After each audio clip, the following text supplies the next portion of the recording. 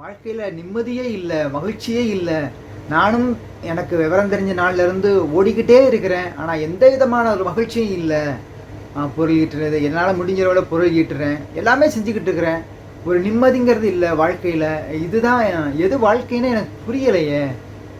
எல்லாமே மன அழுத்தமாக இருக்குது. எனக்கு புரிதல் இல்லாமல் இருக்கிறேன். ஏதாவது சொல்ல முடியுமா அப்படின்னு சொல்லி கேட்டிருந்தாங்க. அதுக்கு நான் சொன்னேன், வாழ்க்கை என்பது நம்ம வாழ்ந்து பார்க்கறது தான், அனுபவம் தான். இந்த அனுபவம் என்ன நல்ல அனுபவமா கெட்ட அனுபவமா என்ன அதை அலசி ஆராயக்கூடாது. நம்ம என்ன செய்கிறோம் அதை நம்ம திறம்பட செய்யணும். அதற்கான ஊதியம், அதற்கான மகிழ்ச்சியும் நமக்கு கிடைக்கும். நம்ம ஒரு காலகட்டத்தில் எல்லாத்தையுமே மறந்துட்டு, என்ன செய்கிறோங்கிறதையுமே மறந்துட்டு, எதுக்கு சாப்பிட்றோங்கிறதையும் மறந்துட்டோம். வேலை பார்க்குறோம், சுற்றி என்ன சொல்கிறாங்களோ அதை செய்கிறோம், இல்லை மேல் அதிகாரி என்ன சொல்கிறாரோ அதை செய்கிறோம். அதோடு நமக்கு வர்ற வருமானத்தை வச்சுக்கிட்டு செலவழிக்கிறோம்.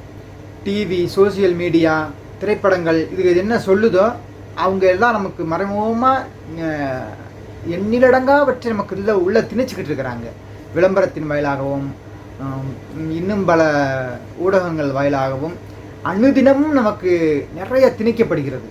அப்போ நம்மளுடைய உண்மை நிலையை மறந்துட்டு வெளியிலேருந்து எதையோ வாங்கி உள்ளே திணிச்சிக்கிட்டு இருக்கிறோம். உள்ளே திணிக்கும் போது இந்த மைண்டு நமக்கானதை யோசிக்காது. அப்போ நம்ம என்ன செய்வோம், நம்முடைய சூழ்நிலையை மறந்துட்டு நம்ம எதையோ ஒரு டார்கெட் பண்ணி ஓடிக்கிட்டு இருப்போம். அது நம்ம அப்படி ஓடும்போது தான் நமக்கு என்ன செய்கிறோம் அப்படிங்கிற புரிதல் இல்லாமல் ஏதோ காலங்கள் மட்டும் கடந்துக்கிட்டே இருக்கும். நம்ம வந்ததை முழுவதும் மறந்துடுவோம். நம்ம போக வேண்டிய இலக்கையும் மறந்துடுவோம். யாரோ ஒருத்தர் கையை காட்டுறாங்க, அந்த இடத்துக்கு அது தேடி ஓடிக்கிட்டு இருக்கிறோம். அது எப்படி சாத்தியமாகும்? நீங்கள் போக வேண்டியது மதுரைக்கு போகணும் அப்படின்ட்டு இருக்கிறீங்க. அது ஒரு தெளிவான முடிவு இருந்துச்சு அப்படின்னா மதுரைக்கான ஒன்று பஸ்ஸில் போவீங்க, இல்லை ட்ரெயினில் போவீங்க, இல்லாட்டி நடந்து போவீங்க, இல்லை ஒரு சைக்கிள் இருந்தால் சைக்கிள் கிடச்சி கூட இருந்தால் கூட எடுத்துக்கிட்டு நீங்கள் ஒரு 3 நாளில் போய் சேர்ந்துடலாம், 2 நாளில் போய் சேர்ந்துடலாம். ஆனால் நீங்கள் எங்கே போகணுன்னே தெரியாட்ட உங்களுக்கு ஒரு ஒரு விலை உயர்ந்த காரை கொடுத்தாலும் அதில் ஏறி உட்காந்து தான் இருப்பீங்க, தவிர எங்கே போகணும்னு தெரியாது. நீங்கள் போய் சேர வேண்டிய இலக்கை அடைய முடியாது. உங்களுக்கு எப்படி நிம்மதி இருக்கும்? வெறுமனே சாப்பிடலாம், காலங்கள் கழியலாம். ஆனால் ஒரு இலக்கை தீர்மானிங்க. நம்ம எதுக்காக போகிறோம், என்ன செய்கிறோம் அப்படிங்கிற ஒரு இலக்கை நமக்கு வேணும். அப்போ தான் நம்ம அங்கே போய் அந்த இடத்துக்கு மதுரை போகணும் அப்படின்னு தான் மதுரை போய் சேர்ந்த உடனே ஒரு மன நிறைவு இருக்கும். எந்த ஒரு இடத்துக்கு போகணும், அந்த இடத்துக்கு போயிட்டு வந்துட்டோம், அந்த ஒரு மன நிறைவு கிடைக்கும். இல்லை நண்பா, நீங்கள் சொல்கிறது எனக்கு புரியுது. ஆனால் நான் இலக்கை தீர்மானிச்சிருக்கிறேன். என்னுடைய இலக்கு இதுதான் நான் இப்போ எடுத்துக்காட்டா நான் ஒரு வீடு கட்டணும், நான் ஒரு கார் வாங்கணும் அப்படின்னு எனக்கு ஒரு ஆசை இருக்குது. ஆனால் என் கையில் பணம் இல்லையே. நான் இலக்கை தீர்மானிச்சிட்டேன், எனக்கு வீடு கட்டணும், நான் கார் வாங்கணும் அப்படிங்கிறது என்னுடைய இலக்கு. இந்த இலக்கை நான் தீர்மானித்து போய்கிட்டு இருக்கிறேன். வருமானங்கள், அதுக்கான வருமானங்கள் ஏதோ எனக்கு வருது, அது எல்லாமே வேறு வழியில் போய்கிட்டு இருக்கு, செலவழிஞ்சு போயிடுது. எந்த விதமான சேமிப்புமே இல்லை. என் கையில் கார் வாங்க பணம் இல்லை, என் கையில் வீடு வாங்க பணம் இல்லை அப்படிங்காரு.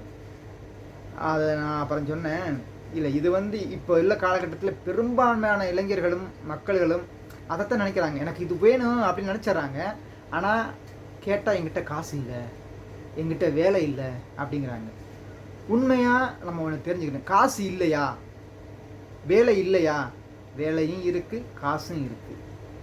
அந்த வேலையை செய்வதற்கான திறமைகள் இவற்றை இல்லை, அந்த காசை உருவாக்கக்கூடிய திறமை இவற்றை இல்லை.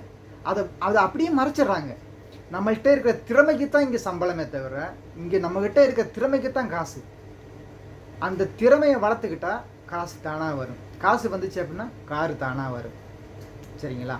அப்போ நம்மளுடைய எண்ணம் பணம் இல்லை, காசு இல்லை அப்படின்னு நினச்சிக்கிட்டு இருக்க அது நமக்கு கிடைக்காது.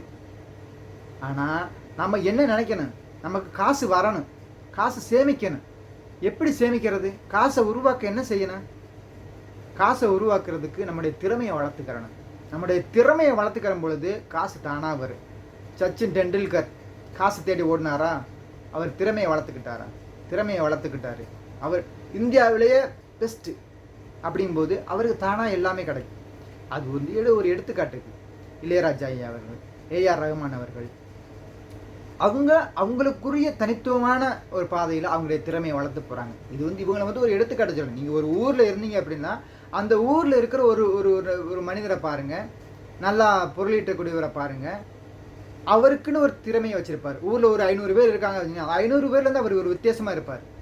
நல்ல ஒழுக்கங்கள் இருக்கும் அவர்கிட்ட, நல்ல பேச்சு இருக்கும், நல்ல சிந்தனை இருக்கும், தீர்க்கமான ஒரு முடிவு இருக்கும், எதை செய்யணும் எதை செய்யக்கூடாதுன்னு ஒரு எண்ணம் இருக்கும், எந்த இடத்துல உட்காரணும் எந்த இடத்துல உட்காரக்கூடாதுன்னு அவருக்கு ஒரு ஒரு ஒரு ஒரு சிந்தனை இருக்கும்.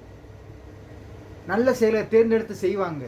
காலத்தினுடைய அருமை அவங்களுக்கு தெரியும். இந்த காலத்தின் அருமை கருதி இருந்தால் தான் இந்த காலம் வந்து ஒரு பொக்கிஷத்தை நமக்கு தூக்கி கொடுக்கும். நீங்கள் ஒரு சிந்தனை காலத்தின் மீது நம்பிக்கை இல்லாமல் நமக்கு ஒரு சிந்தனை தெளிவில்லாமல் இருந்தோம் அப்படின்னா, கடவுளே உங்கள் முன்னாடி வந்து அள்ளி கொடுத்தாலும் நம்ம வந்து அதை கண்டுக்கிற மாட்டோம், தெரியாது. ஏன்னா நம்ம மனசு வந்து நம்ம என்னத்தை தேடுறோமோ அதைத்தான் கொண்டு வந்து கொடுக்கும்.